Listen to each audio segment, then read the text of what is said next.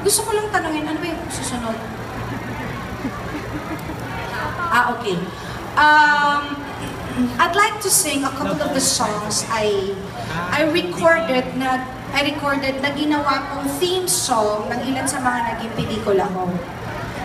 I am very blessed indeed to have been given the chance to also do movies bilang hindi naman po yun ang talagang ginagawa ko. Actually, ako po ay isa talagang bold star.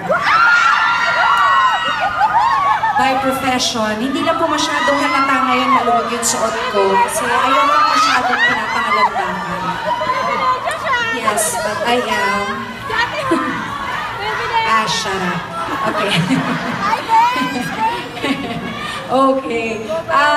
Ayun, so I'm really very blessed na talagang nabigyan po ako ng pagkakataon na umarta-arte din.